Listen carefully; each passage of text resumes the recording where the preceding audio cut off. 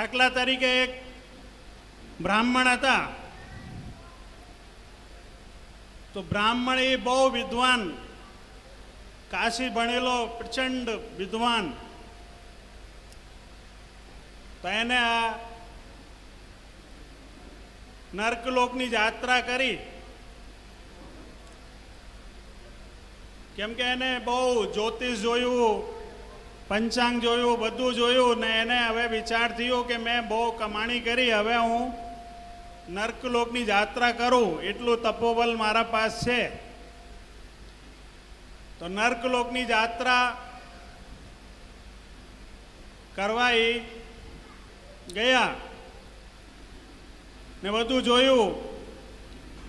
નર્કલોકમાં એને બેતરણી નદી હોય, આવી 7 નદી આવે, એક લોહીની આવે, એક પીપની આવે, આવી રીતે 7 નદીઓ પાર કરવાની હોય ગાયનો પૂંછડો પકડીને. તો જીવનમાં આપણે એક બાર ગાય દાન અવશ્ય કરવી, કોઈ પણ ગૌશાલામાં.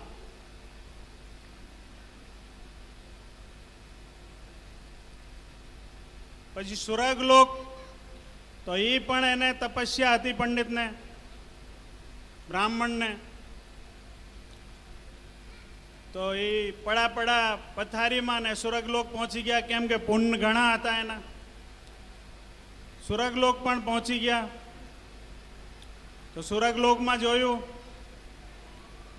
કેવું જોયું? તો કે અહીંયા ભગવાને રાવણને માર્યું, કંસને માર્યું, શિશુપાલને માર્યું, પૂતનાને માર્યું. એટલે આવા રાક્ષસો માર્યા ભગવાને. એટલે ભગવાન જેને મારે એને મોક્ષ મળી જાય ભગવાનના હાથથી. તો મોક્ષ મળી જાય એટલે સુરગ એટલે ભગવાનની ઓફિસ ને બેકુંઠ એટલે ભગવાનનું ઘર. તો બેકુંઠથી જે ભૂમિ લાવીને વસાવી છે એ બ્રજભૂમિ છે. 84 ગૌ, 84 કોષમાં જે બ્રજભૂમિ છે એ બેકુંઠથી લાવીને વસાવેલી ભૂમિ છે. તો ગૌલોકના બ્રજના રાજા બ્રજના બ્રજેશ છે. તો આ જેને મોક્ષ મેળવું, મુક્તિ ને ભક્તિ, તો મુક્તિ તો બહુ હેલી છે, ભક્તિ તો આપણે પોતે અનુભવવી પડે. પોતે એની સ્વરૂપ સેવા કરીને એની સેવા કરવી પડે, એને કહેવાય ભક્તિ. તેમ કે રાજા પરીક્ષિતે કરી, ક્યારે તક્ષક તને 7 દિવસમાં ઢસી જવાનું. તો ક્યારે 7 દિવસમાં મને ખબર છે, તો હું આપણી બધી દ્રવ્ય લૂંટાઈને પ્રભુ ઉપર ને આ ભક્તિનો અનુભવ કરું. તો એવી રીતે રાજા પરીક્ષિતે બધી દ્રવ્ય 7 દિવસમાં લૂંટાઈને ને આ ભક્તિનો અનુભવ કર્યો. એટલે એને ભક્તિ પ્રાપ્ત થઈ. ને મુક્તિ તો આ મોક્ષ તો બધાને પ્રાપ્ત થઈ શકે. દાખલા તરીકે હું છું, તો મારો મોક્ષ મારો છોકરો પણ અપાવી દે, કોઈ બ્રાહ્મણ પણ અપાવી દે, કોઈ વૈષ્ણવ પણ અપાવી દે, તો એને કહેવાય મોક્ષ, મુક્તિ. તો એ મોક્ષ પામીને આપણે ક્યાં જવાનું? ભગવાનની ઓફિસમાં. તો ભગવાનની ઓફિસમાં આપણે ગયા. તો રાવણ, કુંભકર્ણ, કંસ ને એ બધાનું મોક્ષ થયું, પૂતનાનું. તો અહીંયા જે આપણે બધા રાક્ષસો છે, અત્યારના રાક્ષસોને શીંગડા તો નથી કંઈ, તો આપણે એને ઓળખી શકીએ. તો જેવી રીતે આ રાક્ષસો અહીંયા છે, રાવણ, કુંભકર્ણ, કંસ, તો એને મોક્ષ મળ્યું છે. એટલે આપણે મોક્ષ મેળવશું એટલે ત્યાં જઈને આપણે એ મળશે સુરગમાં. તો આપણે આ ક્યાં કમાણી કરી લીધી. એટલે મોક્ષ તો બહુ હેલું છે, બધાને મુક્તિ મળી શકે, પર ભક્તિ અઘરી છે. કેમ કે એ તો આપણે પોતે અનુભવવી પડે. કેવી રીતે? કે ભાઈ કોઈને ઉધરસ આવતી હોય તો એના પડખે તમે જઈને બેસો એટલે ઉધરસ થઈ જાય. દાખલા તરીકે એકને કોરોના થયું એટલે બીજા નહીં થઈ જાય, એટલે એને કહેવાય દુર્સંગ. આ દુર્સંગના લક્ષણ. ને ભક્તિના લક્ષણ કેવા કે કોઈ પહેલમાનના પાસ જઈને તમે બેસો તો તમે પહેલમાન નથી થઈ જવાના. એ તો આપણે પોતે વ્યાયામ કરવું પડે ત્યારે પહેલમાન થાવ. આવી રીતે ભક્તિ છે. પ્રભુનું સ્વરૂપ સેવન આપણે પધરાઈને ને પોતે એની સેવા કરો, ને સેવાનું ફળ સેવા જ છે, કંઈ બીજું નથી. સેવાનું ફળ સેવા જ છે. બ્રજના બ્રજેશની સેવા કરો એટલે એ તમને સેવાનું ફળ આપશે. હવે બ્રજમાં આપણે ગયા તો બ્રજમાં આપણે ગયા તો શું જોયું અહીંયા? બ્રજ રજ લોટો નહીં, કિયો ન જમના પાન, રે મન તુને જાનો નહીં, બ્રજ કો તત્વ મહાન. દાખલા તરીકે મારે એવી રીતે બોલવું નહીં જોઈએ, પણ તોય મારાથી રહેવાતું નથી એટલે સત્ય કહી દેવાનું. અહીંયા પેપાન શરૂ થયા એટલે અડધા વૈષ્ણવ તો પ્રસાદ લેવા જમવા ભાગી ગયા. તો બ્રજ રજ લોટો નહીં, કિયો ન જમના પાન, રેમન તુને જાનો નહીં, બ્રજ કો તત્વ મહાન. આ 84 લાખ યોનીમાં એક શેષ નાગની એટલે નાગની યોની 1000 વર્ષની છે. માણસની 100 વર્ષની છે, ગાયની 25 વર્ષની, કૂતરાની 12 વર્ષની, બિલાડીની 8 વર્ષની, આવી રીતે આયુષ બાંટેલી છે. તો અહીંયા આપણે સત્કર્મ કરવાથી,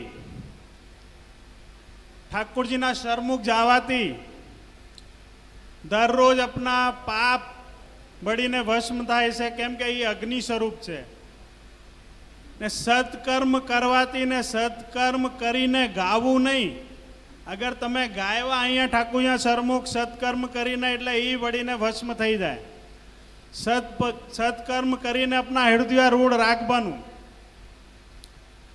તો સત્કર્મ કરવાથી આપણે પ્રેત યોનિથી મુક્ત થાય છે જીવાત્મા, અને સર્પ યોનિથી મુક્ત થાય છે. 1000 વર્ષની આયુનો નફો કરવું હોય તો ત્યાં વ્રજની રજમાં જઈને રમણ લગાવવાથી 1000 વર્ષ આયુ આ સર્પ યોનિથી મુક્ત થાય છે આ જીવાત્મા.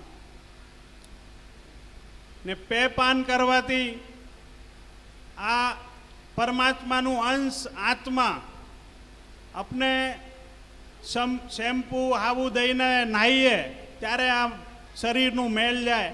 લેકિન આ એક માત્ર પેપાન કરવાથી, જમનાજીના 1 ટીપા જલ કરવાથી આપણા આત્મા પવિત્ર થાય છે. આત્મા એમાં જમનાજીમાં પવિત્ર થાય છે. તો એવી ભૂલ આપણે નહીં કરવાની. પેપાન થતા હોય, તેલ તિલક થતા હોય એટલે પહેલાં એ આપણે કરવું જોઈએ. આ આપણું ધર્મ છે. જેટલું તમે એને આચવશો એટલું આ ઉજ્જવલ થશે આ ધર્મ. હવે આ વ્રજમાં આપણે મધુબનમાં પ્રવેશ કરીએ, આપણે લીલી પરિક્રમા કરીએ ત્યારે પહેલાં જાત્રા મધુબનમાં પ્રવેશ થાય. તો એને લીલી પરિક્રમા શું લેવા કહેવાય કે અત્યારે આ દાનના દિવસોમાં આ લીલી પરિક્રમા ઉપડે. આ ગઈ 11સથી ઉપડે અને શરદ પૂનમમાં પૂરી થાય. 41 દિવસ આ લીલી પરિક્રમા થાય બ્રજની 84 ગૌની. તો એને લીલી પરિક્રમા કહેવાય. ને સૂકી પરિક્રમા તમે ઉનાળામાંય કરી શકો, શિયાળામાંય કરી શકો, પર એ સૂકી પરિક્રમા. અત્યારે લીલી પરિક્રમા કેમ કહેવાય? કેમ કે 108 તીરથ આવીને અહીંયા વાસ કરે છે બ્રજમાં, એટલે એને લીલી પરિક્રમા કહેવાય. હવે તમે એક બાજુ કહો કે ભાઈ બિહારીદાસે એમ કીધું 68 तीरथ श्री गोपेंद्र लाल के चरणे तीरथ कौन करे? 68 तीरथ 108 तीरथ છે. તો આપણે પત્રિકા લખીએ ત્યારે લખીએ છે શ્રી 108 શ્રી ગોપાલલાલ મહારાજ પંચમ પીઠાધીશ્વર. તો આદરણીય આ નામ લેવું હોય ઠાકોરજીનું ત્યારે આપણે શ્રી શ્રી 108 એટલે 108 તીરથ, શ્રી એટલે સ્વામીજી, પછી પ્રભુનું નામ આવે. દાખલા તરીકે સીતારામ अपने कहिए, राधे श्याम अपने कहिए, लक्ष्मी नारायण अपने कहिए. આવી રીતે આ શ્રી શબ્દ જે છે એ સ્વામીજીનું છે, એટલે આ શ્રી આપણે લગાવીએ એટલે આ નામ પ્રભુનું આવે. ને 108 એટલે તીરથ, તો આ 108 તીરથ. હવે અહીંયા બિહારીદાસે એમ કીધું 68 એટલે આ 50 પછી આપણું આ શરૂ થાય. 51, 52, 53, 54 આવી રીતે આ શરૂ થાય. વન એટલે આપણે પ્રભુનું સ્મરણ કરવાની તક લાગી. પછી 59 આવે. 59 આવે એટલે આપણી બુદ્ધિ સટકવા માંડે, એટલે શટ આવી ગયું. એને પાર કરીએ ત્યારે આવે 69 આવે ત્યારે આપણે સમજવાનું હવે આપણે તરી જશું. તો આ 100%ની વાત મેં તમને કીધી. 68 તીરથ એટલે જે બુદ્ધિ સટે છે એને ઠાકોરજી જડ બુદ્ધિને હરે છે. 68 તીરથ ગોપેન્દ્ર લાલ કે ચરણે. તીરથ કોણ કરે? એટલે તમે સેવા પધરાવી પ્રભુની, તો તમે સેવામાં જ છો. તો જેટલા વિકારો તમારા છે, તો એ વિકારો પ્રભુની સેવામાં તમે છો એટલે એ વિકારો પણ તમારી સહાય કરે છે. વિકારો એટલે માનો તમે કહો ભાઈ નવગ્રહ નડે છે, શનિ હોય, ચંદ્ર હોય, સૂર્ય હોય, ગુરુ હોય, શુક્ર હોય, બુદ્ધ હોય, આ બધા અમને નવગ્રહ નડે છે. તો એ નડતા નથી. તમે ઠાકોરજીનું સેવન પધરાયું એટલે એ તમારી સહાય કરશે. કેવી રીતે સહાય કરે છે? સહાય કેવી રીતે કરે છે કે ભાઈ માનો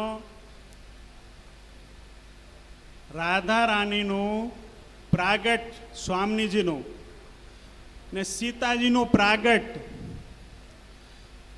રાજા જનકે હલ ખેડ્યું ત્યારે એમાંથી પૃથ્વીમાંથી પ્રાગટ થયું સીતાજીનું.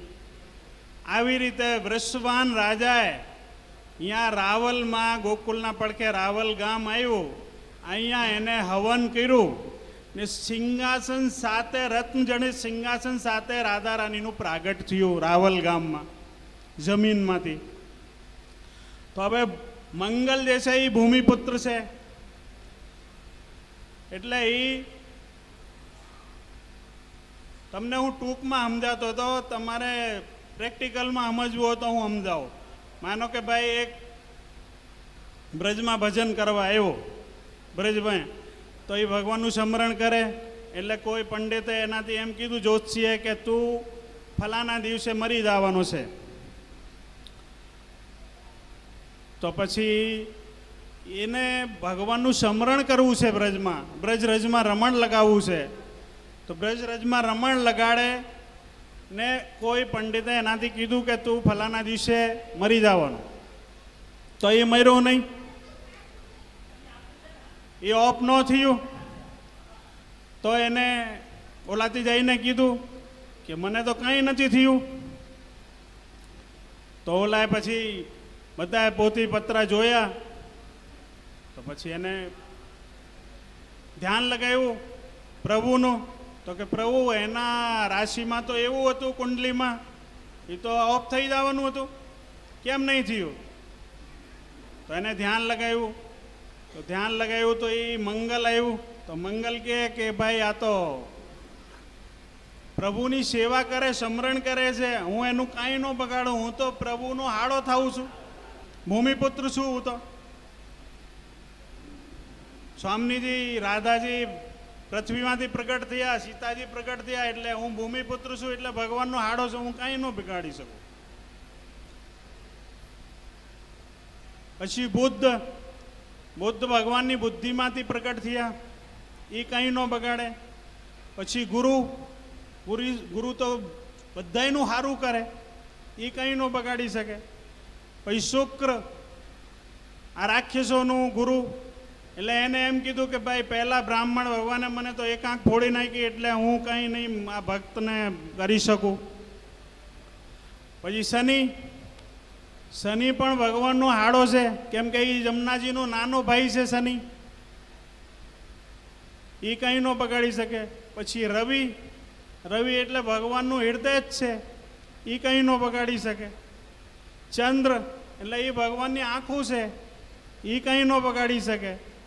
પછી રાહુ કેતુ, એ કે ભાઈ પહેલાં સમુદ્ર મંથન થયું ત્યારે અમે આ દેવતાઓની લાઈનમાં ઘૂસી ગયા, ત્યારે સુદર્શનથી અમારી ડોક ઉડાડી દીધી, હવે અમે એનું કંઈનું ભક્તનું કંઈ નહીં બગાડી શકીએ.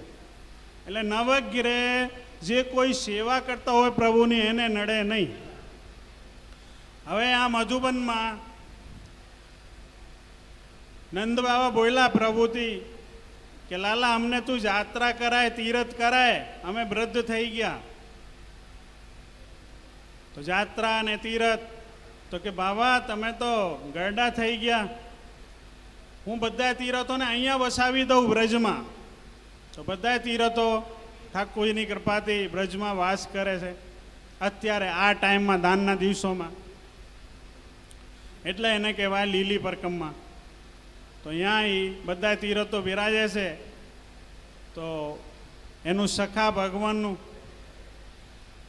કે લાલા મારે તીરથ કરવાની ઈચ્છા છે. તો કે તીરથ કરવું છે બાબા. તો મધુમંગલ એને હાથ ઝાલીને નંદ બાબાને મધુબનમાં લઈ ગયા. તો નંદ બાબા કહે તો કે ક્યાં લઈ આવ્યો? અહીંયા તો હું નાનો હતો ત્યારે ગાય ચરાવવા આવતો હતો. નંદ બાબા કહે આ તો બંધ છે, ગાયો ચરાવવાનું બંધ છે. તો કે તમે હાલો તો ખરા નંદ બાબા. હાથ ઝાલીને લાવ્યા તો અહીંયા એક ગધેડો કાળા કલરનું, તો એ ગધેડો અહીંયા વ્રજમાં આરોટે છે. તો નંદ બાબાની નજર પડી ઓલા ગધેડા ઉપર. ગધેડા રોડતા રોડતા રજમાં. નંદ બાબાની દ્રષ્ટિ એને જોવે છે. રજમાં રોડતા રોડતા એ ગધેડો કાળો હતો ને ધોળો થઈ ગયો રજમાં. તો મધુમંગલથી બોલા નંદ બાબા એ કેમ એમ થયું? તો કે મને શું ખબર, તમે બોલ્યા નહીં કે મને તીરથ કરાઈ જાય, તો હું તો હાથ ઝાલીને લાવ્યો તમને મધુબનમાં. તો ઓલા ગધેડાને બોલાવ્યું નંદ બાબાએ કે ભાઈ એમ કેમ? તું હમણાં કાળો હતો ને આ ધોળો કેમ થઈ ગયો? તો કે અરે બાબા બધાએ પાપીઓ મારામાં સ્નાન કરવા આવે. એ ગધેડો પોતે તીરથોનો રાજા પ્રાગરાજ હતો. બધા તીરથોના રાજા પ્રાગરાજ છે. એટલે એ ગધેડાનું રૂપ લઈને આવ્યું બ્રજમાં આપના પાપોથી મુક્ત થવા, પવિત્ર થવા. તો એ ગધેડો ઓલામાં હરોટા ધૂળમાં બ્રજરાજમાં, એટલે એ ધોળું થઈ ગયું. તો એ કહે કે હું તીરથ રાજ પ્રાગરાજ છું નંદ બાબા, ને હું આપણા પાપોથી મુક્ત થવા અહીંયા આવું બ્રજમાં, ત્યારે પાપ મારામાં વધી જાય એટલે હું અહીંયા આવું છું ને પાપોથી મુક્ત થાવું ને મને બહુ સાંત્વના મળે છે. તો આવી બ્રજરસ છે. બ્રજમાં જાઓ એટલે તમારી કાયાના તમારા વસ્ત્રોનું ધ્યાન નહીં કરતા, રજમાં રમણ લગાવી લેવું ને 1000 વર્ષ સર્પ યોનિથી મુક્ત થઈ જવું. આ વ્રજભૂમિનું મહિમા છે. તો હવે અહીંયા મધુબનમાં ઠાકોરજીની લીલા કેવી થઈ આ દાનના દિવસોમાં?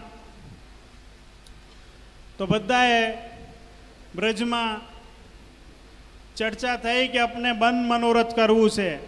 એને કહેવાય છાક મનોરથ. છાક મનોરથ કરવું છે. તો છાક મનોરથ એટલે બધાએ આપના આપના મમ્મીઓને કહે ગ્વાડિયાઓ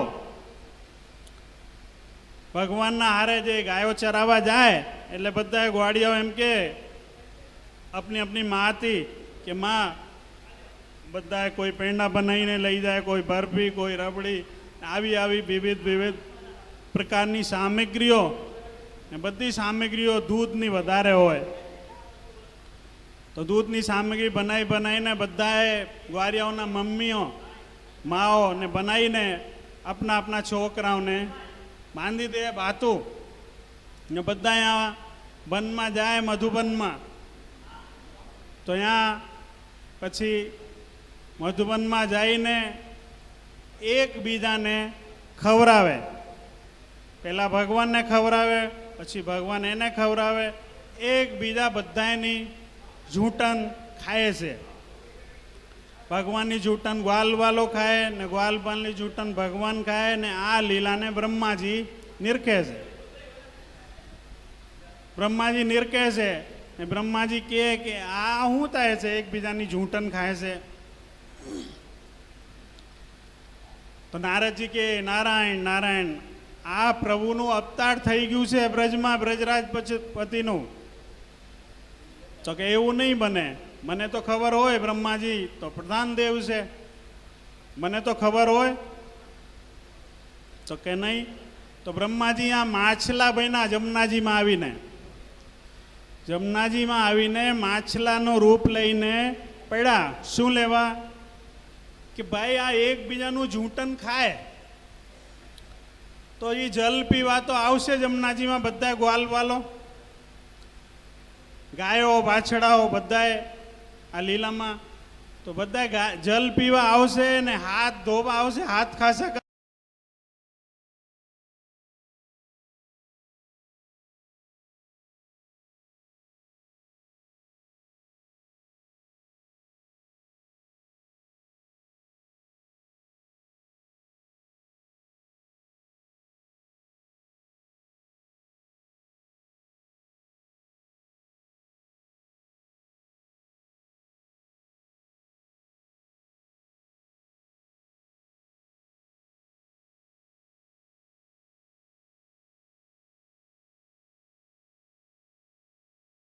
कई भगवान प्रसाद नु कणका चोंटी ने आवी जाए हाथ में एटले हुई धन्य थई जाऊं। जा दही को ब्रह्माधिक इच्छिक वो दही ग्वालन वाट दही એટલે બ્રહ્માજી ઈચ્છા કરે છે કે મને કણકા પ્રસાદ મળે એટલે એ આ ગ્વાલ વાલોના ભાગ્યમાં પછી એક કીર્તન એવું આવે जा काग के काहा भाग्य कहिए जो ले गयो हरि के हाथन रोटी એટલે ભગવાનના હાથમાં રોટલી હોય એને કાગડો લઈ જાય બ્રજમાં એટલે એ બ્રહ્માજી જોઈને કેવું લલચાય છે કે આ કાગડાના કેવા ભાગ્ય છે ભગવાનના હાથમાંથી લઈ ગયો ને અમારા ભાગ્યમાં આ બ્રજની લીલા નથી। तो अपने तो आ ब्रजराजपति साक्षात विराजे से अपना मध्य में तो अपना तो केवा भाग्य थी पर से अपने अहो भाग्य से अपना। तो पछी अहींया ग्वाल वालो बधाए आवता हता तो जे मधुमंगल छे ए बधाएथी नवड़ो छे, नवड़ो माणस गरीब।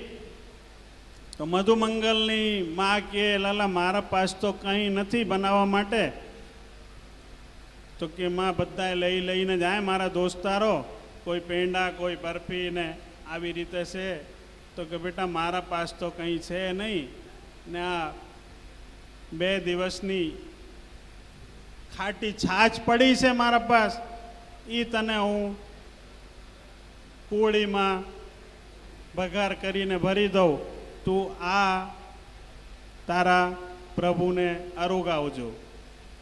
तो आ कूड़ा में छाछ नु बगार करीने भरी दे ने मधुमंगल लईने जाए ने आ शाक मनोरथ शुरू थई गयो। भगवान ने बधा खवरावे, भगवान हाथी ई खाए तो ओला कूड़ी ने आम पाछल करी ले के यहाँ तो केवी केवी सामग्री से हवे मारी तो खाटी छाछ है ये 2-3 दिवस जूनी केम थाशे हवे तो આ તો બધા દોસ્તારો મારા એના વચમાં તો હું મારી ટીકા થઈ જશે, તો આમ પાછળ કરી લીધું કોળું. ભગવાનની તો ભગવાનની દ્રષ્ટિ પડી મધુમંગલ ઉપર, તો ત્યાંથી બૂમ પાડી, અરે મધુમંગલ હું છુપાય છે તું, લાય મારી સામગ્રી મને આપ. તો ભગવાનના નિમિત્તની જે સામગ્રી હોય એ ભગવાનને અંગીકાર કરાવી, એમાં જરી કંઈ શરમાવાનું નહીં. તો અહીંયા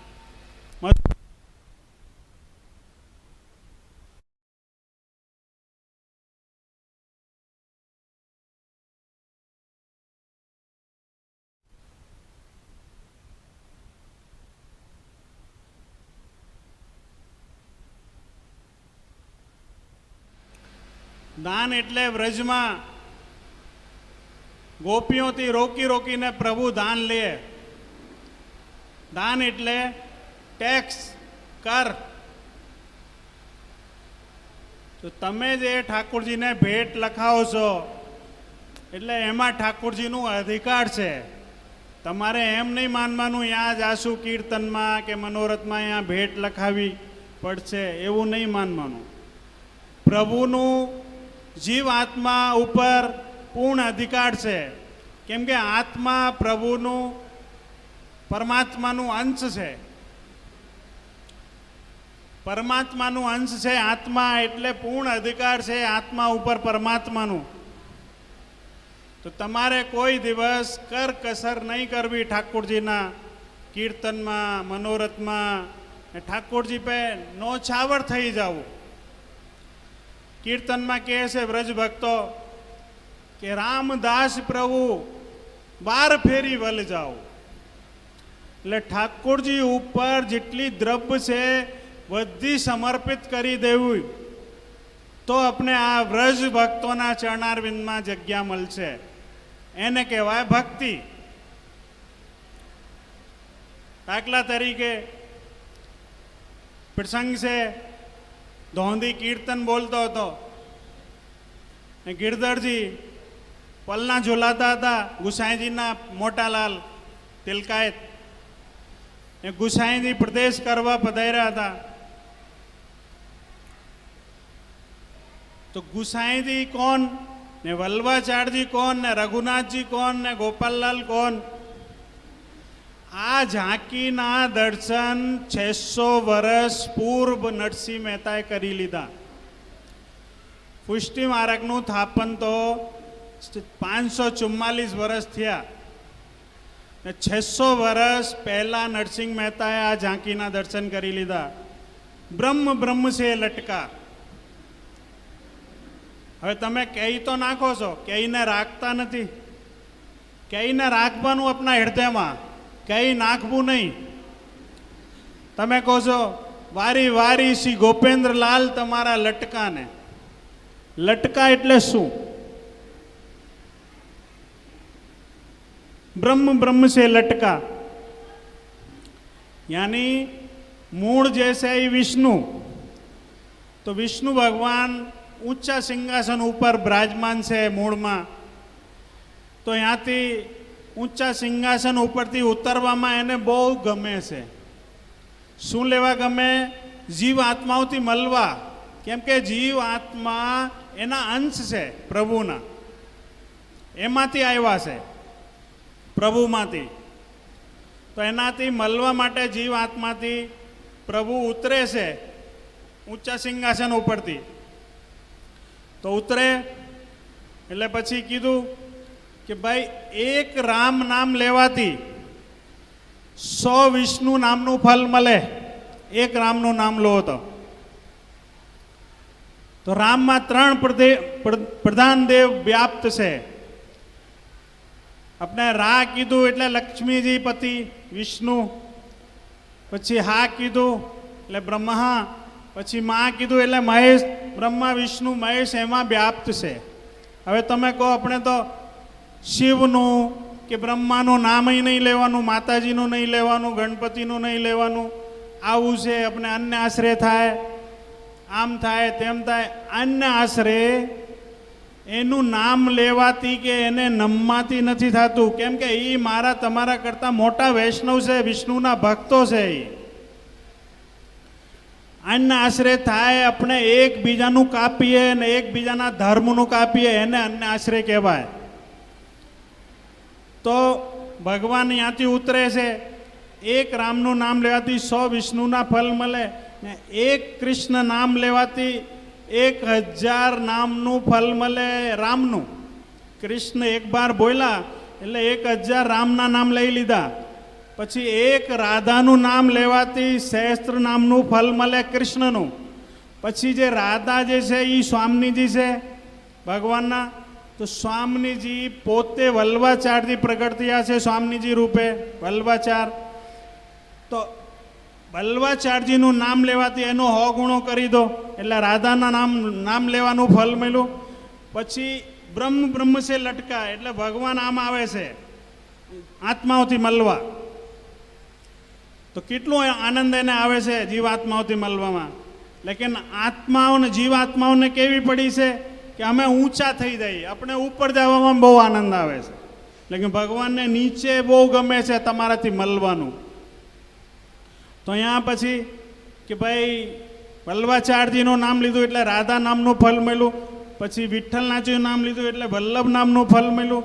પછી રઘુનાથજીનું નામ લીધું એટલે વિઠ્ઠલ નામનું ફલ મળ્યું. 100 ગુણું થતું જાય. પછી ગોપાલલાલનું નામ લીધું એટલે રઘુનાથજીનું ફલ મળ્યું. પછી ગોપીનલાલનું નામ લીધું, પછી ગોપાલલાલનું નામ મળ્યું, એનું 100 ગુણું. પછી જમનેશ પ્રભુનું નામ લીધું એટલે એ સહસ્ત્ર નામોનું ફલ મળે. 100 ગુણું થતું જાય છે. હવે આપણે બધાઈમાં કહીએ જુગવંદન જમના જગદીશ, જુગવંદન જમના જગદીશ. તો કેવી રીતે જમનાષ્ટક બનાવ્યું ત્યારે વલ્લભાચાર્યજીને જમનાષ્ટક બનાવ્યા પહેલાં જમનાજીમાંથી ભમર ઉઠી, કમલ ખીલું ને એમાં મૂર્તિબંધ સ્વરૂપ પ્રગટ થયું જમના મહારાણીનું. ને પછી વલ્લભને આજ્ઞા કરી કે તમે આ રચના કરો જમનાષ્ટકની. ત્યારે આ વલ્લભાચાર્યજીએ ઉમળકું આવ્યું. એ કંઈ વલ્લભાચાર્યજીએ લખ્યું નથી, એ કંઈ ગાયું નથી, ઉમળકું આવ્યું એક પ્રેમનું. કેવું? નમોસ્તુ યમને સદા. એટલે જમનાજી એવા છે ચતુર્થ પિયા કે આ બાજુ રાધાજીને ધારણ કર્યા, આ બાજુ કૃષ્ણને ધારણ કર્યા, પોતે જમનાજી. પછી સામે વલ્લભાચાર્યજી ને શ્રીનાથજી આવ્યા એટલે પંચામૃત સ્વરૂપ છે આ જમના મહારાણી. એટલે એને કીધું નમોસ્તુ યમને સદા. તો આવી રીતે આ જમનેશ પ્રભુમાં આ 5 સ્વરૂપ વ્યાપ્ત છે. જુગબંધન જમના જગદીશ એટલે 2 રાધા કૃષ્ણ એટલે ભગવાન ત્યાં સ્વામીજી ને ભગવાન પોતે જમનેશ બેટીજી. પછી જુગબંધન જમના જગદીશ, જગદીશ એટલે વિષ્ણુ, જગનું પાલન કરવા વાળું, એનું નામ છે જગદીશ. જુગબંધન જમના જગદીશ. હવે આપણે બધાઈમાં ઘણી જગ્યા એવું મળે છે રંગરૂપ બદ્રીનાથ દ્વારામતી કે ઓર. એટલે કહેવાનું મતલબ ભગવાન એક જ છે, લીલાઓ એની અનેક છે, રૂપ એના અનેક છે. એક સાદે સબ સદે સબ સાદે સબ જાય, આદિ છોડ એક કૂદ આવે ગાંઠ કી આદિ વહી જાય. એટલે આપણે કોઈ બીજા ધર્મોને જોઈને લલચાવાનું નહીં. આપણે આપણા ઈષ્ટમાં પૂરી આસક્તિ હોવી જોઈએ. જે ઈષ્ટને તમે ભજો છો ગોપાલલાલને, તો એમાં આસક્તિ પૂરી હોવી જોઈએ. એના માટે પૂરું આપણે સમર્પિત થઈ જવું પડે ને આપણી જે દ્રવ્ય છે એના માટે બધું નોછાવર કરી દેવું પડે. હવે આ ધોંધી પદ ગાવે છે ને વિઠ્ઠલનાથજી પારણીઓ ઝુલાવે છે. વિઠ્ઠલનાથજી નહીં, ગિરધરલાલજી. તો ગિરધરલાલજી પારણીઓ ઝુલાવે ને ગુસાઈજી અહીંયા પ્રદેશ પધાર્યા. તો એને મંદિરના નિભાવ માટે દાખલા તરીકે તમે કીધું કે ભાઈ આવી રીતે સુધારો વધારો આપણે ન કરાય હવેલીમાં. હમણાં સૂક્ષ્મ મનોરથના 11,000 રૂપિયા નક્કી કર્યા છે. આ બધાને ભારે પડે છે, આમ છે તેમ છે, પણ એવું મન નહીં રાખવાનું. કેમ કે આ મંદિરનું નિભાવ કેવી રીતે થાય? अपने भविष्यની ચિંતા કરવાની, અત્યારની ચિંતા નહીં કરો. કેમ કે આપનું બધી દ્રવ્ય ઠાકોરજી માટે જ છે, એને સમર્પિત થવી જોઈએ. તો હવે અહીંયા નિભાવ માટે ગુસાઈજી ગિરધરલાલજીને આપણા 2 કડા આપી દે છે હોનાના, કે હું લાલા પ્રદેશ જાઉં છું ને તારે કંઈ અગબડ આવે ઠાકોરજીની સેવામાં તો આ કડા વેચીને ને તું ઠાકોરજીની સામગ્રી લાવીને ચાલુ રાખજો સેવા, કંઈ અગબડ નહીં આવી જોઈએ. તો મોટા લાલ છે વિઠ્ઠલનાથજીના, તો વિઠ્ઠલનાથજી પ્રદેશ આવ્યા તો અહીંયા પછી ધોંધી પદ બોલે છે ને અહીંયા પદ બોલતા બોલતા ને એ પારણીઓ ઝુલાવે છે, નમનીત પ્યાજી ઝૂલે છે. તો નમનીત પ્યાજી પારણિયામાં ઝૂલતા ઝૂલતા ને બહુ પ્રસન્ન થઈ ગયા, ખુશ થઈ ગયા, દાંત કાઢવા માંડ્યા. તો ધોંધી કીર્તન બોલે છે.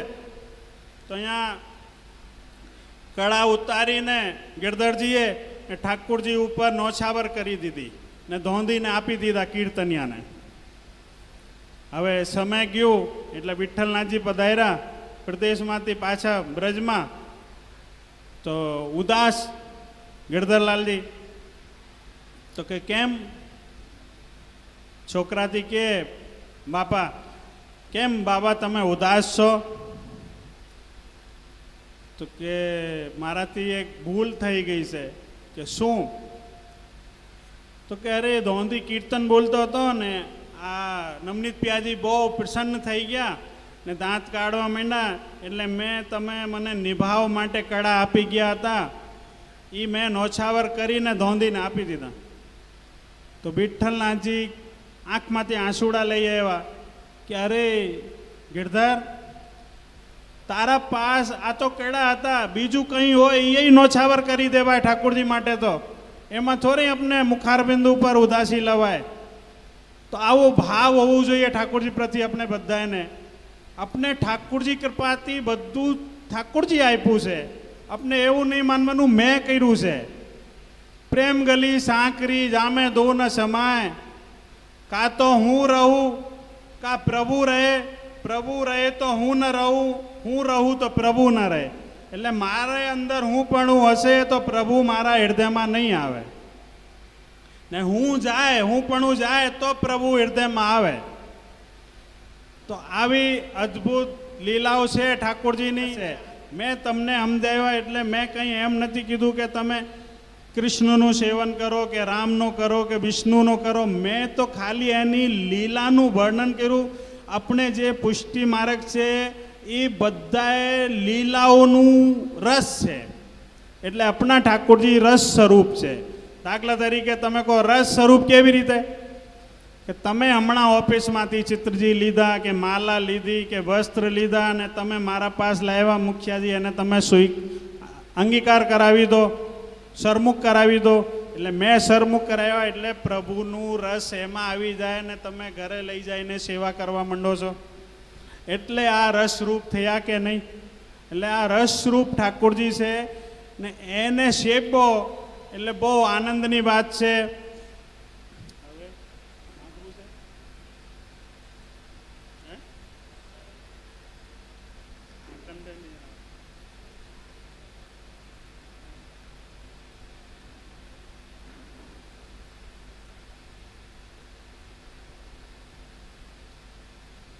આપણે આવ્યા હતા ત્યારે કંઈ લઈને નહીં આવ્યા. કાલે કીર્તન બોલતા હતા હવેલીએ, ઠાલા આવ્યા ને ઠાલા જાશું, લપટ લોભીનું સંગ નહીં કરશું. આવ્યા એકી ઘાટ से जाएगा एकी घाट, अपनी अपनी करनी से कौन बेटा कौन बाप. हाथ पसारे आया था, मुट्ठी बांध के आया था, हाथ पसारे जाएगा, यहाँ से तू क्या लाया था और यहाँ से तू क्या ले जाएगा. એટલે આપણે કંઈ લઈ જવાના નથી અહીંથી, ખાલી આવ્યા હતા ને ખાલી જાશું. એટલે બધું એના કૃપાથી છે, ઠાકોરના કૃપાથી ને. એટલે આપણે એવું માનવાનું પ્રભુ કરે એ ભલી. તો એના ઉપર એક પ્રસંગ તમને કહી દઉં. એક રાજા હતો, તો तो राजा अपना सिंहासन ऊपर बैठा, સભામાં બેઠા એટલે અહીંયા એ મંત્રી, એટલે રાજાનું જે મંત્રી હોય એ હોશિયાર વધારે હોય, રાજામાં બુદ્ધિ ઓછી હોય.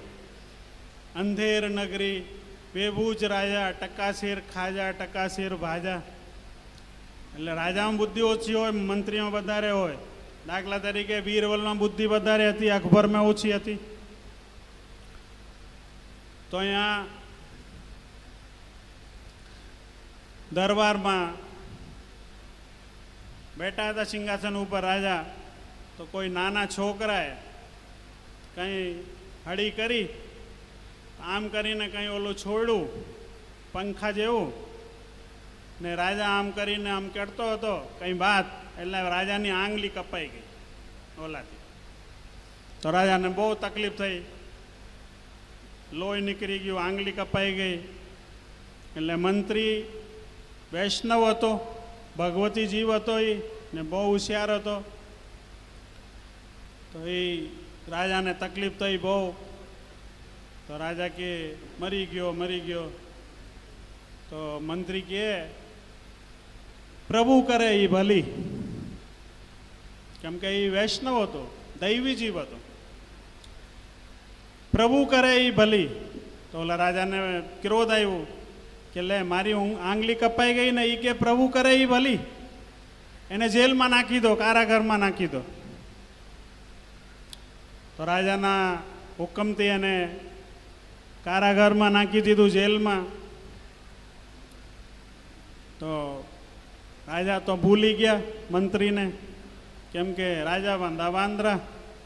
તો હવે રાજાને શોખ હોય શિકાર ખેલવાનું, જંગલમાં જાય.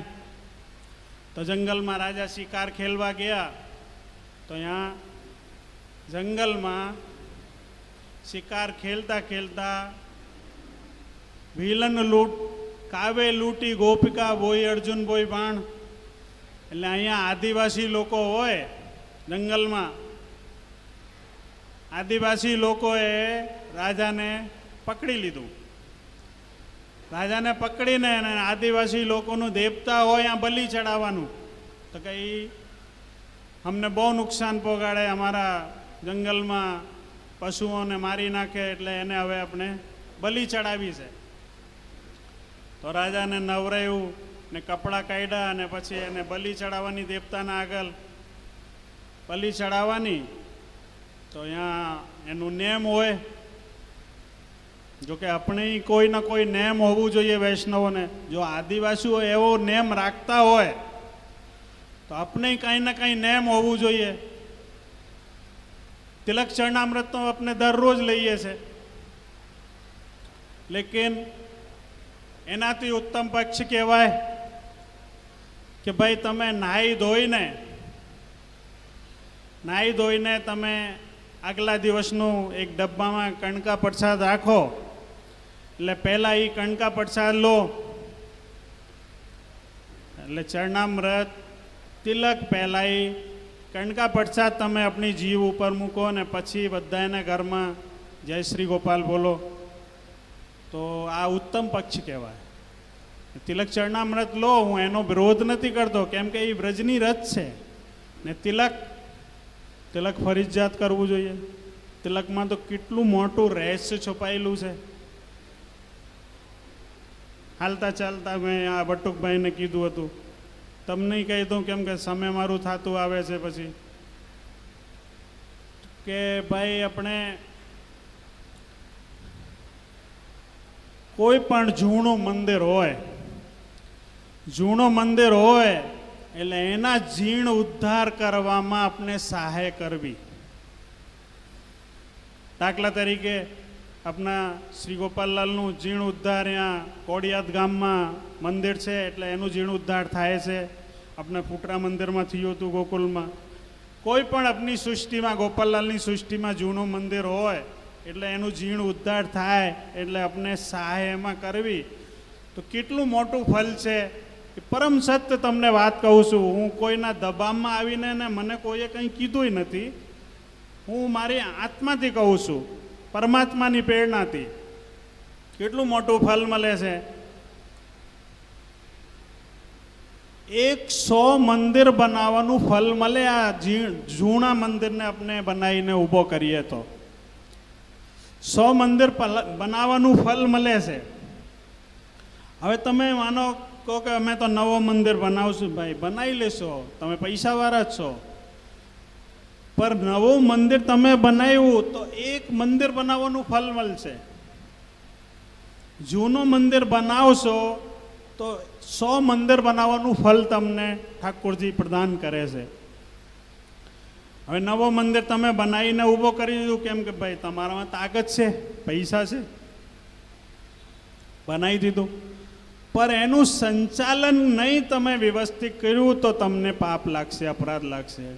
મેં કીધું નર્ક લોકની યાત્રા ને સ્વર્ગ લોકની યાત્રા. અપરાધ એટલે પાપ. તો તમે માનો જે થેરીથી નેક ભોગ બાંધ્યું ઠાકોરજીનું કે મારે આ પ્રમાણે આ મંદિરમાં ભોગ આવવું જોઈએ ને મેં મંદિર બનાવીને ટ્રસ્ટમાં સોંપી દીધું. તો કારણવશ સમય પ્રમાણે એનું નિભાવ ન થયું મંદિરનું, એટલે બહુ અપરાધ લાગે, પાપ લાગે. તો આ એક મંદિર બનાવવું સારું કે જૂનું મંદિર બનાવવું સારું એ તમારે વિચારવાનું. હવે માનો આ મંદિર, ચાલો તમે પૈસાવાળા છો, ગરીબ છો, બધું જ છે. હવે અહીંયા મોટા મોટા આચાર્યો અર્થઘટન કરે છે કે ભાઈ તમે નાહી ધોઈને ઠાકોરજીના સરમુખ જઈને આપના માથા ઉપર આ તિલક કરો એટલે એક મંદિર બનાવવાનું ફળ મળે છે. દરરોજ એક તિલક કરવાથી એક મંદિર બનાવવાનું ફળ મળે છે. એ પરમ સત્ય વાત છે. જે કોઈ તિલક નહીં કરતા હોય એ તિલક કરતા થઈ જજો, મંદિર બનાવવાનું ફળ લેવું હોય તો. કેમ કે એમાં વધારે ખર્ચો નથી કંઈ. હવે એક તિલક તમે કર્યું, એક મંદિર બનાવવાનું ફળ મળ્યું. પછી આવી રીતે અહીંયા કીર્તનમાં સિંગારના પદમાં આ બોલે છે બટુકભાઈ, પીઢી પે શ્રી ગોપેન્દ્ર લાલ બિરાજે, દ્વાદશ અંગ સ્વીકારે. દ્વાદશ એટલે 12.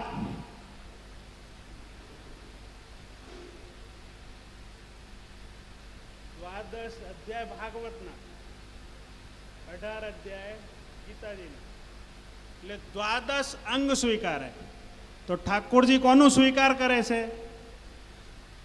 જેને માથા ઉપર તિલક તો કર્યું, પર દ્વાદશ અંગ ઉપર તિલક કર્યા હોય, નાભી સુધી 12 જગ્યા તિલક કર્યા હોય. દ્વાદશ એટલે 12. દ્વાદશ અંગ સ્વીકારે એટલે દ્વાદશ અંગ ઉપર તિલક કર્યા હોય. અહીંયા પુષ્ટિ માર્ગમાં એને ગોપેન્દ્રલાલ લે છે. કેમ કે 5% જીવોની એન્ટ્રી છે અહીંયા પુષ્ટિ માર્ગમાં, લિમિટેડ છે. 95% જીવો તો અહીંયા મર્યાદા માર્ગના છે. આપણે એટલે કહીએ છીએ કે જે ખાતાનું જીવ હોય એ ખાતામાં જાય. એટલે પીઢી પે શ્રી ગોપેન્દ્રલાલ બિરાજે ને દ્વાદશ અંગ સ્વીકારે. તો જે કોઈ તિલક કરશે, દ્વાદશ અંગ એટલે 12. હવે માનો એમાંય તમારે સોના ઉપર સુહાગો નાખો એટલે કેવું ઉત્તમ કામ થાય. જોકે આ મેંઢ તો પહેલાથી બનાવી લે છે પુષ્ટિ માર્ગમાં. વલ્લભાચાર્યજી કે વિઠ્ઠલનાથજી કે રઘુનાથજી કે ગોપાલલાલજી એ બધાએ ત્રિકાલ સંધ્યા વંદન કરતા હતા. આપણે તો કેવી, હું તો માનસિક સેવા કરું છું એમ કે માનસિક સેવા કરું છું, લેકિન તમે એનું કેવું ટાઈમ બાંધી દીધું છે. અડધા કલાક, 1 કલાક, 2 કલાક.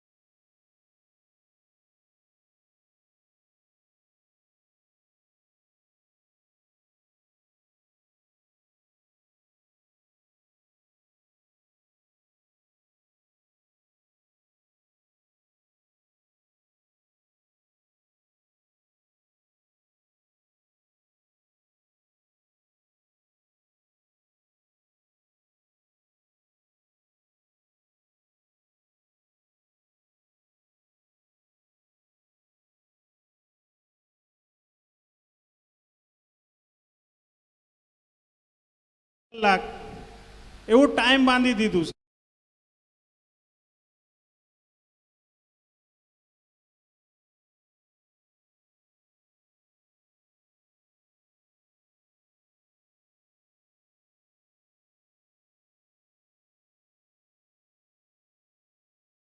મનોરથ, તો આ મનોરથ અલૌકિક કેવી રીતે થયું? તો કે બ્રજના બ્રજેશને અપને સમર્પિત થઈ જવું. આપણા જે દ્રવ્ય છે એની સામગ્રી લાવીને ધરવાની. જે સામગ્રી લાવ્યો એ અંગીકાર કરે તમારા દ્રવ્યની. દ્રવ્ય એટલે આ શીશના બદલે શ્રીફળ ને દેહના બદલે દ્રવ્ય. એટલે આપણે એવું ટાઈમ બાંધી દીધું છે કે હું એટલી વાર સેવા કરીશ.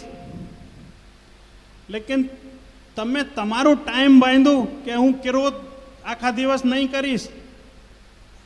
કેવી અચરજની વાત છે.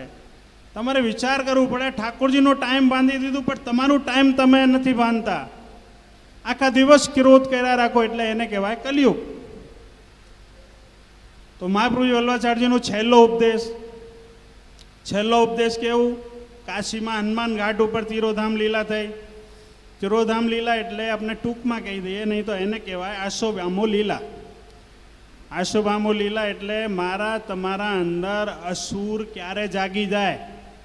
પૂતના ભગવાને મારી, દૈનકાસુર માર્યા, અકાસુર બકાસુર એ બધા માર્યા ને મધુકેટપ માર્યા. લેકિન એ બધાએ વ્રતિ બનીને મારા તમારા અંદર હમાઈ ગયા છે. તો જો અગર વલ્લભાચાર્ય કી જો અગર તમે બ્રજના બ્રજેશની સરમુખતા નહીં કરશો, ભલે 2 મિનિટ હવેલી આવો, કાં તમારા ઘરમાં ઠાકોરજી બિરાજતા હોય, કાં બ્રજમાં બિરાજતા હોય, 2 મિનિટ માટે એના દર્શન કરવા જરૂર જાવું, એની સરમુખ જરૂર થવું, તો તમને આ કલિયુગનું પ્રભાવ ભાઈને ન લઈ જાય. પરમ સત્ય વાત છે. તો અહીંયા ઓલા ભગવતી જીવ છે ને અહીંયા એ ત્રિકાલ સંધ્યા વંદન કરતા હતા. તો ત્રિકાલ સંધ્યા વંદનમાં 3 ટક નાહવું પડે. 3 ટક નાહવું પડે. તો અહીંયા 3 ટાઈમ તિલક કરવું પડે ત્રિકાલ સંધ્યા વંદનમાં. તો 3 ટાઈમ તિલક કરવું ને એ 12 અંગ ઉપર કરવું, દ્વાદશ અંગ ઉપર. તો કેટલા થયા? 12 થી 36. હવે 36ના તમે 20 વર્ષથી માનો તમને લાગી તિલક કરવાની, તો તમે 50 વર્ષ સુધી કરી શકો. 50 વર્ષ 20 ને 70 વર્ષના થયા તમારી આયુષ. એટલે ત્યાં સુધી તમે તિલક કરી શકો. પછી તમારા શરીરની મનોવૃત્તિ ઘટવા માંડે એટલે કદાચ તિલક ન કરી શકો. પછી તો તમે એટલા તિલક કર્યા 50 વર્ષમાં, તો આનું કેલ્ક્યુલેટર મારીને મને બતાવજો, હું તો ભણેલો નથી. તો તમે કેટલા મંદિર બાંધી લીધા 50 વર્ષમાં? એક તિલક કરવાથી 1 મંદિર બનાવવાનું ફળ છે. તો કેટલા મંદિર તમે બનાવી લીધા? તો ભાગ્યથી આવો ભાગ્ય આપણે ઠાકોરજી આપ્યા છે. ભાગ્ય સૌભાગ્ય જમને શું પાઈ, જબ જમનાજી કૃપા કરે તબ સબ સુખ પાઈ. તો આ જે કહીને નાખીએ છે એ નહીં નાખવાનું, કહીને રાખવાનું, એવું શીખવાનું છે આપણે. તો અહીંયા ઓલા રાજા અહીંયા ગયા છે એટલે અહીંયા આદિવાસીઓએ પકડી લીધા ને એની બલિ ચડાવવાની તૈયારી. તો એને બધું જોયું. તો એનું નેમ કેવું આદિવાસીઓનું? તો નેમ કેવું છે? તો કે ભાઈ આ રાજાની તો આંગળી કપાયેલી છે એટલે એ ખંડિત છે, એટલે એની બલિ નહીં ચડાવાય. તો ખંડિત છે. હવે દાખલા તરીકે એ કહી દેવું છે, ભલે તમને ન સારું લાગે, કેમ કે સત કહી દેવું એને કહેવાય સત્સંગ. સત્સંગ તો તમને બધા સમજાવશે, પણ સતનું સંગ કોઈ નહીં સમજાવે. દાખલા તરીકે તમે બ્રજમાં ગયા, બ્રજમાંથી તમે સ્વરૂપ સેવન લાવ્યા, મૂર્તિ લાવ્યા, લાલનની મૂર્તિ લાવ્યા ને તમે મુખ્યાજી પાસે પુષ્ટ કરાવી ને એમાં પ્રાણ પ્રતિષ્ઠા થઈ, એને કહેવાય પુષ્ટ કરાવ્યા છે અમે ઠાકોરજી, પુષ્ટ કરાવ્યા. હવે તમારા છોકરાએ સેવા કરી, તમારા છોકરાના છોકરાએ કરી, તમે વૃદ્ધ થયા, તો પછી સેવા કરતાં કરતાં ભૂલે ચૂકે એ સ્વરૂપ દળી ગયું, તો એની આંગળી ભાંગી પછી એની સેવા થાય? સેવા થાય?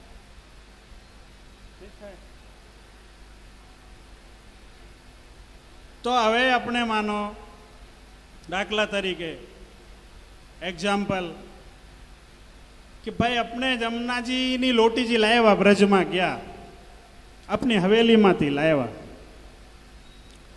બ્રજની લોટીજી લાવ્યા, એટલે આપણે મનોરથ માણ્યું, મનોરથ કર્યું, પત્રિકા લખી ઠાકોરજીને. પત્રિકા લખીએ ત્યારે એમાં આપણે લખીએ છે શ્રી શ્રી 108 શ્રી ગોપાલલાલ મહારાજ અલૌકિક જૂથ સાથે, વલ્લભ જૂથ સાથે પધારજો, અમારું આ મન મનોરથ પૂર્ણ કરજો ને અમારા આ જીવને બ્રજમાં થાપન કરજો. તો ઠાકોરજી નિસ્સંદેહ આ જીવને આપણા ચરણારવિંદમાં જગ્યા આપે છે ને નિસ્સંદેહ એને બ્રજમાં રાસલીલામાં ભેળવે છે. તો અહીંયા માનો અહીંયા કે આપણે પત્રિકા લખી, તો આપણે એમ તો લખ્યું નહીં કે પ્રભુ તમે સ્વામીજી સાથે આવજો, કોઈ પત્રિકામાં નથી લખ્યું. લેકિન કોઈથી પૂછીએ, માન ભાવથી પૂછીએ કે ભાઈ આ તેલ તિલક તમે કર્યું, કાલે છઠ છે એટલે તેલ તિલક તમે કર્યું, એનો શું ભાવાર્થ છે? તો કે સ્વામીજીના કેસમાં અમે ઓલા તેલ પધરાયું, સ્વામીજીની વેણીમાં તેલ પધરાયું, આ ભાવાર્થ કરે. તો સ્વામીજી આપણે પત્રિકામાં તો લખ્યું નહીં સ્વામીજી સાથે આવજો, લેકિન એમાં કેવું અર્થઘટન થાય કે ભાઈ આપણે શ્રી શ્રી 108 બોલ્યા, એટલે ઠાકોરજી બ્રજના બ્રજેશ, શ્રી એટલે સ્વામીજી, 108 એટલે તીરથ 108, એટલે બધાને લઈને આપણા આંગણે પધારે છે, આપનું મન મનોરથ પૂરણ કરે છે, અને આ જીવને આપણા મનોરૂપી રથ ઉપર બેસાડીને આ જીવને લઈ જાય છે, એને કહેવાય મનોરથ. હવે તમે કહો મનોરથ એટલે નિસ્સંદેહ ઠાકોરજીનું આ જીવ થઈ ગયું? તો કે હા. માનો અત્યારે શ્રાદ્ધ પક્ષ હાલે છે, શ્રાદ્ધ મેં તમને કીધું દાનના દિવસો હાલે છે, પણ શ્રાદ્ધ પક્ષ એટલે એ પરમ સત્ય છે. તો શ્રાદ્ધ રાજા દશરથનું રામે કર્યું, પરમ સત્ય છે. પછી વલ્લભાચાર્યજીએ લક્ષ્મણ ભટ્ટનું શ્રાદ્ધ કરેલું, એ પરમ સત્ય છે, પુષ્ટિના વિધાતા છે વલ્લભાચાર્યજી, તો એ પરમ સત્ય છે. હવે અહીંયા વિઠ્ઠલનાથજીનું કેવું નેમ કે ત્યાં સુધી એક જીવ આત્માને માલા ન પહેરાવી દે ત્યાં સુધી પ્રસાદ ન પાવે, એટલે જમે નહીં, એવું નેમ એનું. આપણે એવું નેમ લેવું કે દરરોજ પ્રસાદ લઈ લેવું, જાગીને નાહી ધોઈને, એવું નેમ રાખવું, એને કહેવાય વૈષ્ણવ. કંઈ ટેક રાખે એને વૈષ્ણવ કહેવાય, એની કંઈ ટેક નથી એ વૈષ્ણવ અધૂરો કહેવાય. ટેક રાખવી, મોરલો કેમ ટેક રાખે? અત્યારે વાદળાઓ થાય, પવન હાલે ને તોય એ મેદાનમાં જઈને વાદળને જવાબ આપે, પેંકો પેંકો બોલે, કેટલી એના પીછાઓમાં દુઃખ થાય, દુઃખે તોય એ આપણી ટેક નિભાવે છે. તો એવી રીતે આપણે ટેક રાખવી. ઠાકોરજીનું સુધા રસનું પાન દરરોજ કરવું, એને કહેવાય કણકા પડસા લઈને ઠાકોરજીની સુધાનું પાન કર્યું. તો અહીંયા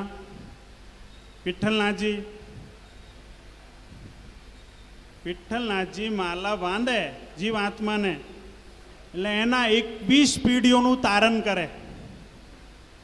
21 પેઢી તારણ કેવી રીતે? કે દાખલા તરીકે એક વૈષ્ણવ આવ્યા, માલા બંધાવી, એટલે એની 7 પેઢીનું તારણ થઈ ગયું, પ્રભુએ તારણ કરી દીધું. હવે 7 પેઢી એની ઘરવાળીના, 7 પેઢી એની ઘરવાળીના પેઢીઓનું તારણ થયું. 7 પેઢી એની મમ્મીના, એની મા.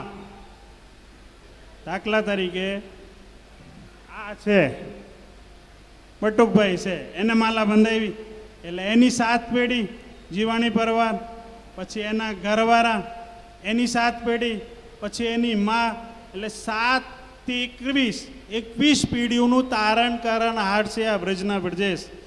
હવે એને 21 પેઢીઓનું તારણ કરી દીધું પછી આપણે શ્રાદ્ધ કરવાની જરૂર રહેતી નથી. એટલે એને કહેવાય અલૌકિક મંગલ મનોરથ. તો અલૌકિક મંગલ મનોરથ કેવું? હવે તમે કહો કે ભાઈ ઘર બનાવ્યું એમાં હવન કરવું પડે, શું લેવા? તો કે એમાં ઘર બનાવવામાં જેટલા જીવજંતુઓનું વિનાશ થયું એની મોક્ષ માટે, એટલે હવન કરવું પડે. હવે અહીંયા આ અગ્નિ સ્વરૂપ છે, તો અગ્નિ સ્વરૂપ છે ઠાકોરજી. તો એના જે સંપ્રદાય છે વૈષ્ણવ, એના જે સંપ્રદાય છે વૈષ્ણવ, આપણે કહીએ છે સાંકીમાં, ગોપાલ ભાગની રચના નોકી સિયા કરું બખાન, ચંપો મરવો કેવડો ડોલરીએ ઘણું માન, ડોલરીએ ઘણું માન, ये रे बागમાં નિત ઉપજે સાચા મોતી, ये रे बागમાં નિત ખેલે ગોપેન્દ્રજી ખેલ. તો ગોપાલ બાગ બ્રજમાં ગોકુલમાં એવું એ નહીં, ગોપાલ બાગ આ સંપ્રદાય સર્વશક્તિ વાલે સૃષ્ટિ પ્રગટાઈ, માયા કો નહીં પાર. એટલે આપણા જે બાગ બનાવ્યું છે ગોપાલલાલે આ વૈષ્ણવનું, એને કહેવાય ગોપાલ બાગ. તો આ ગોપાલ બાગ અલૌકિક છે ને આ અગ્નિ સ્વરૂપ છે. તો હવન કર્યું તો એમાં સામગ્રી અગ્નિમાં હોમવામાં આવે. હવે અહીંયા આ મનોરથ થયું, વન મનોરથ કે માલા પેરામણીનો મનોરથ, કા પછી ખુશી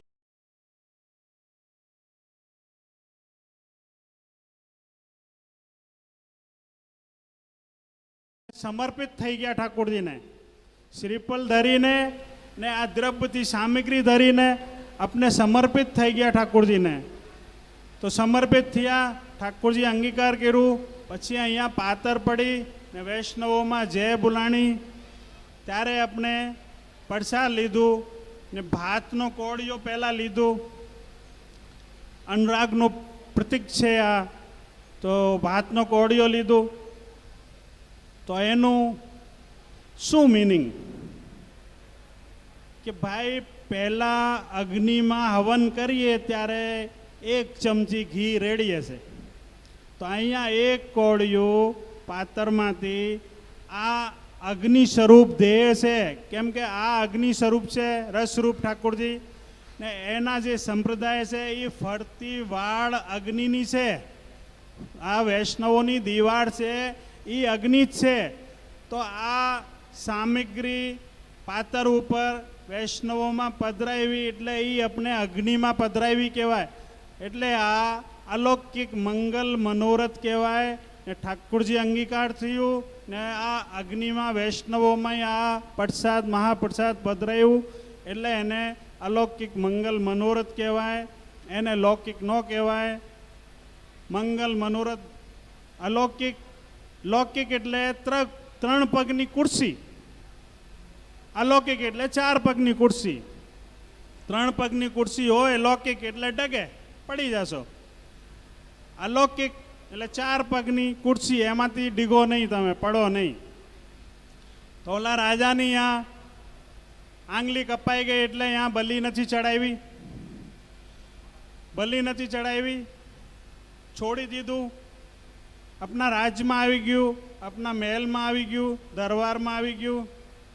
પછી ઓલા યાદ આવી કે મારો મંત્રી જેલમાં છે, કારાગરમાં, ને મને એને આદિવાસીઓએ મૂકી દીધું.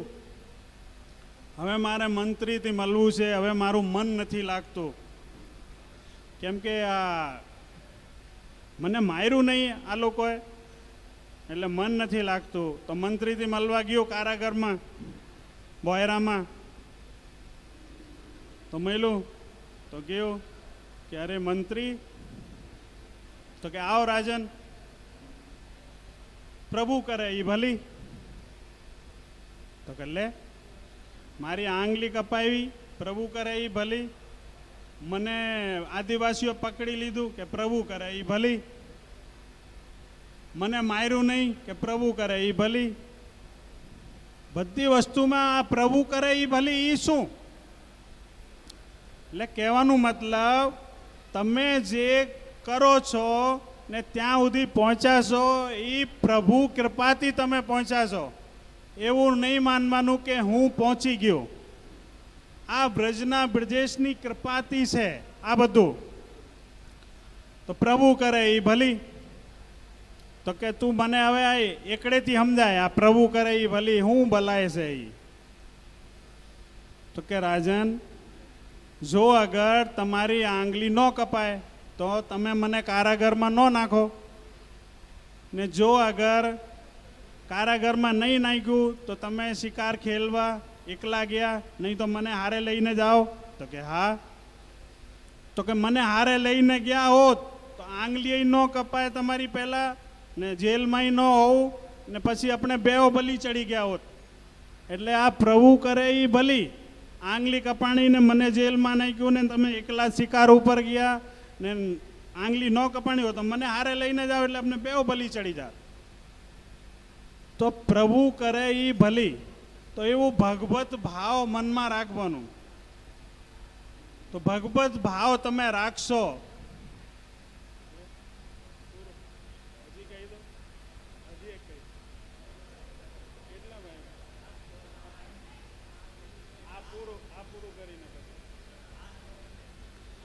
ભગવત ભાવ, ભગવત ભાવ કેવો રાખવાનું?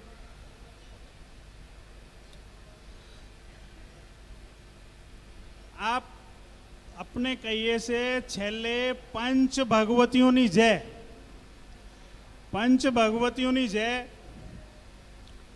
હવે પંચ ભગવતીઓ જે ગોપાલલાલના 85 બ્રજ ભક્તો છે, આ એમાંથી 5 એટલે એ પંચ ભગવતીઓ. હવે આ પંચ ભગવતીઓ ત્યારે ભગવત સ્મરણ કરે ત્યારે એ કોની જય બોલે છે? એનાય પંચ ભગવતીઓ મોટા હશે ને, ઓલા 85થી પર હશે પંચ ભગવતીઓ. તો એનાથી પર છે. એનાથી પર કેવા કે 252 વિઠ્ઠલનાથજીના છે, 84 મહાપ્રભુજી વલ્લભાચાર્યજીના છે. એનાથી પર પંચ ભગવતીઓ છે. બધાથી ઉપર પંચ ભગવતીઓ છે. એનું આ કીર્તન શરૂ કરે ત્યારે એનું આહ્વાન કરે છે. હવે એના પંચ ભગવતીઓ જે પર છે બધાથી, એ કોનું કરે છે આહ્વાન? પંચ ભગવતીઓમાં માનો છેલ્લે બ્રજવાલાઓ આવે, ગોપીઓ. હવે બ્રજવાલાઓ ને બીજા 4 ભગવતીઓ, કેમ કે એનું ટાઈમ નથી એકડેથી સમજાવવામાં, એટલે હું સંક્ષિપ્તમાં કહી દઉં છું. એના ગુરુ છે પંચ ભગવતીઓના જમના મહારાણી. એટલે એ પંચ ભગવતીઓ જમના મહારાણીનું આહ્વાન કરે છે. કેમ કે એ ભગવાન રાસ લેતા લેતા, હમણાં આપણે રાસ લેવાનું છે, તો ભગવાન રાસ લેતા લેતા અંતર ધ્યાન થઈ જાય છે. અંતર ધ્યાન થઈ જાય એનું કારણ, કેમ કે આપણે મદ આવી જાય છે. આપણે બધાએ ગોપીઓ કેવી રીતે? બ્રજ વનિતા પ્રજવસી નર્મદા કે રૂપ. દ્વાપર યુગમાં આપણે ગોપીઓ હતા, અત્યારે આપણે વૈષ્ણવ થયા નર્મદાના રૂપમાં. બ્રજ વનિતા પ્રજવસી નર્મદા કે રૂપ. તો આપણે રાસ લેતા લેતા આપણે અભિમાન આવે છે, મદ આવે છે. કેવું કે આ 3 લોક 14 ભુવનનું નાથ અમારા વચ્ચે છે. એટલે ભગવાન અંતર ધ્યાન થઈ જાય છે. અભિમાન આવે એટલે, અભિમાન આવે એટલે બધાય ગોપીઓ રડે ને સ્વામીજી રડે. સ્વામીજી રડે એટલે એક આંસુડા એનું બ્રજરજમાં પડે ને બ્રજરજમાંથી જઈને કણકણમાં થઈને જમનાજીમાં જાય ને જમનાજી પ્રગટ થાય. જમનાજી પ્રગટ થાય ત્યારે ભગવાનથી મિલન થાય છે. તો જમનાજી આપનું બધાયનું મિલન કરાવશે. જમનાજી બોલ શ્રી ગોપાલ લાલ કી જય, શ્રી ગોપેન્દ્ર લાલ કી જય, શ્રી જમનેશ મહાપ્રભુ કી જય, શ્રી લાલજી મહારાજ કી જય, શ્રી યમુના મહારાણી કી જય, પાંચ ભગવતી.